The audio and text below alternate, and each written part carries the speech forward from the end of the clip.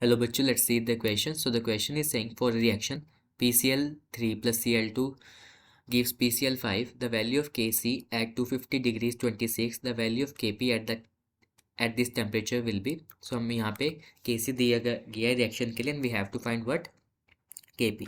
So what could be the key concept here? So the key concept here will be relation between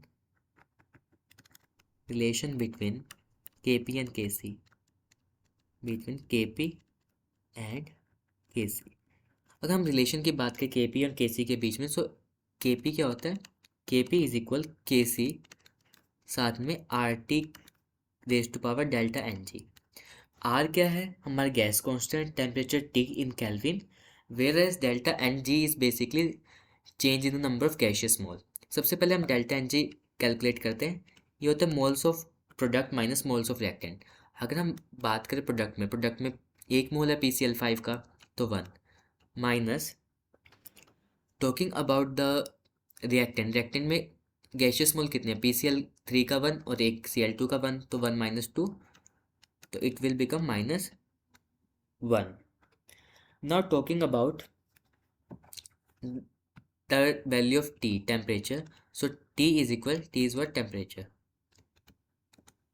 So it's in the Celsius, so we have to convert into the Kelvin. So 273.15.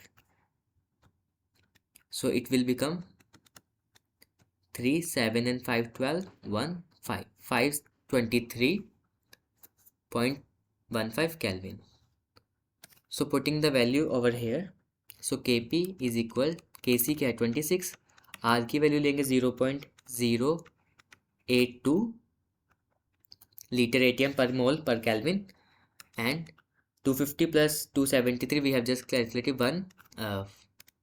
523.15 raised to power -1. अगर this is the whole power, so we can write it over here, multiply by.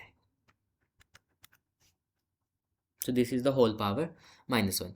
Upon calculating we got our value, that is 0.61.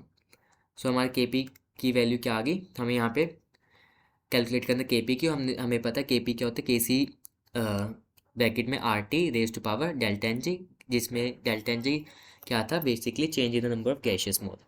अब हमने यहाँ से calculate कर लिया और हमारी value आ गई A, that is 0.61. So the answer is A. Hope you understood that. Best of luck.